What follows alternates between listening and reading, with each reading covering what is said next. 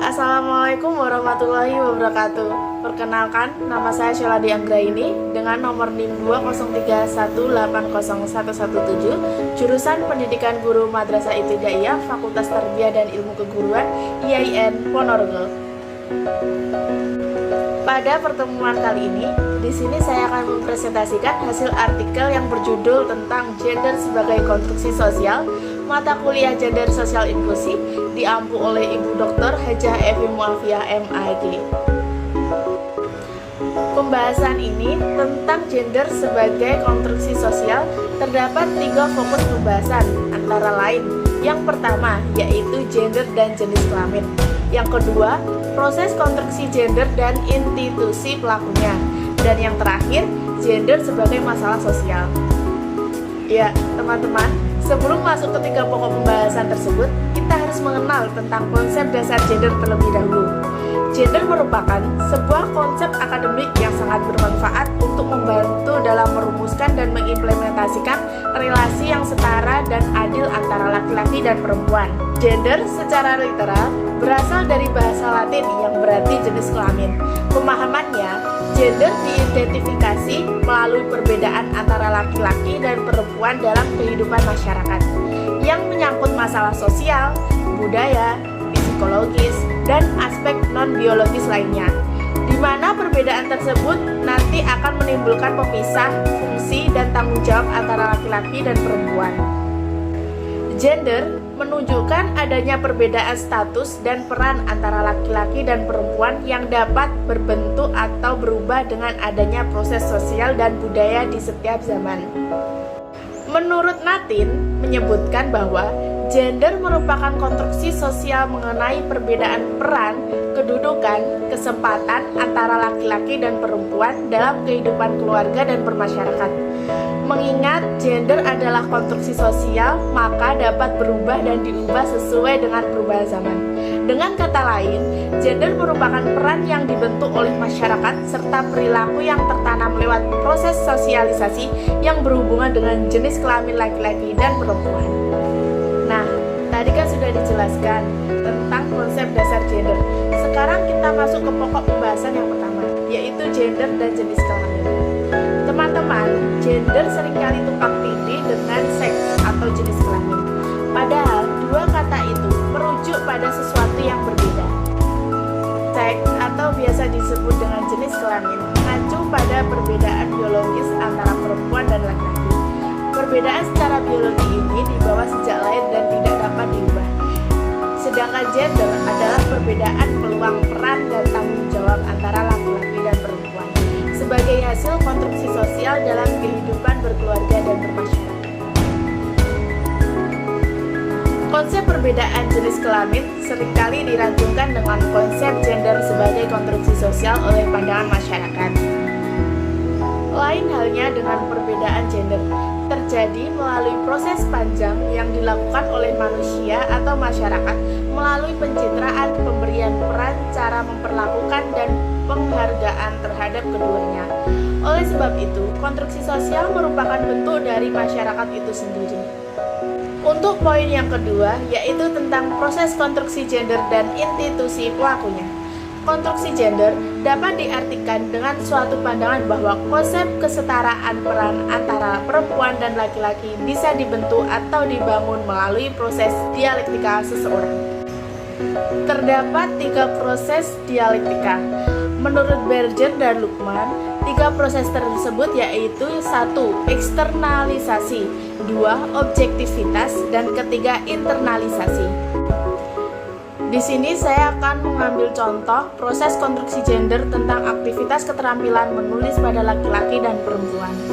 Konstruksi yang terbentuk dalam aktivitas keterampilan menulis baik pada laki-laki dan perempuan terbentuk pada suatu proses sosial. Bagaimana kegiatan dalam melakukan aktivitas keterampilan keterampilan menulis ini dimulai. Adanya proses konstruksi yang berbeda pada laki-laki maupun perempuan dalam membentuk aktivitas keterampilan menulisnya.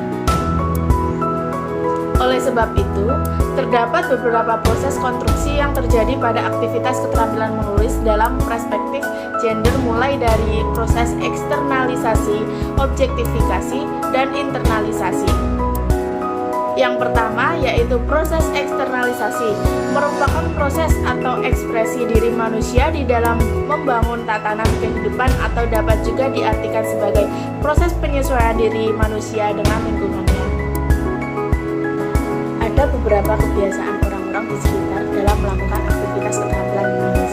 Dalam proses ini tidak bisa dibedakan dari sudut pandang gender karena pada dasarnya laki-laki dan perempuan terbentuk sama saja.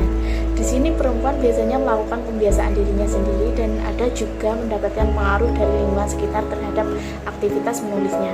Begitu pula yang terjadi pada laki-laki. Untuk proses yang kedua, yaitu proses objektivitas, adalah proses menjadikan tatanan kehidupan yang dibangun oleh manusia sebagai suatu realitas yang terpisah dengan subjektivitasnya. Untuk yang ketiga, yaitu proses internalisasi. Ini merupakan sebuah proses pengidentifikasian individu di tengah kehidupan sosial yang mana individu tersebut merupakan anggota dari kehidupan sosial itu. Atau dengan kata lain, internalisasi ini, individu menjadi anggota dari masyarakat dengan adanya proses timbal balik serta sosialisasi yang ada. Untuk poin yang terakhir, yaitu tentang gender sebagai masalah sosial. Instruksi sosial memiliki arti yang luas dalam ilmu sosial. Hal ini biasanya dihubungkan pada pengaruh sosial dalam pengalaman hidup individu. Konstruksi sosial di suatu masyarakat akan berbeda dengan masyarakat yang berada di wilayah yang berbeda, sehingga permasalahan gender yang muncul di suatu wilayah tidak sama dengan permasalahan gender di wilayah lainnya. Maka, permasalahan gender dibutuhkan solusi yang sesuai dengan permasalahan di masyarakat tersebut. Terdapat beberapa masalah sosial yang menyangkut tentang gender, seperti adanya ketidakadilan gender yang sering sekali kita jumpai. Adapun ketidakadilan gender ini pada akhirnya juga berpengaruh pada perlakuan yang tidak adil terhadap perempuan. Ketidakadilan gender tersebut yang biasanya menimpa pada perempuan bermula dari adanya kesenjangan gender dalam berbagai aspek kehidupan, terutama dalam hal aspek terhadap pendidikan dan sumber ekonomi. Ketidakadilan dan ketidaksetaraan peran gender, baik dalam sektor domestik maupun publik, yang terjadi di semua sektor kehidupan, kemudian menyebabkan bias gender. Apa sih yang dimaksud dengan bias gender atau gender bias? Gender bias adalah suatu kondisi dan posisi memihak atau merugikan antara laki-laki dan perempuan dalam mengaktualisasikan potensi diri di kehidupan domestik atau publik. Idealnya, dalam suatu masyarakat, baik dalam sektor publik maupun domestik, tercipta kesetaraan dan keadilan gender. Kesetaraan gender adalah kondisi yang setara dan seimbang serta sederajat dalam hubungan peran, kedudukan, fungsi, hak dan tanggung jawab antara laki-laki dan perempuan. Dan untuk Indonesia sendiri, ketidaksetaraan atau ketidakadilan gender masih seringkali terjadi. Kondisi yang berkembang selalu mengarahkan perempuan dijadikan second woman, yang mengakibatkan perempuan selalu berada di bawah prioritas laki-laki dan membawa implikasi luas dalam kehidupan sosial, politik, dan budaya di masyarakat. Ketidakadilan ini juga terjadi di dunia pendidikan, di mana di setiap sekolah menganggap siswa laki-laki lebih unggul daripada siswa perempuan dalam proses pembelajaran, baik di dalam kelas dan ekstrakurikuler atau kegiatan di luar kelas. Jadi, bisa dikatakan bahwa kedudukan antara laki-laki dan perempuan itu lebih tinggi laki-laki, karena laki-laki memiliki karakter yang kuat, tegas, dan rasional, berbeda dari karakter perempuan yang lemah lembut, emosional, dan sentimental. Maka dari itu, di sini kesetaraan gender menjadi acuan utama untuk mewujudkan ketidakadilan dan kesetaraan di semua jalur, baik dari sosial maupun di pendidikan. Baik, itu tadi yang bisa saya jelaskan mengenai gender sebagai konstruksi sosial. Apabila ada kurang lebihnya, saya mohon maaf. Wassalamualaikum warahmatullahi wabarakatuh.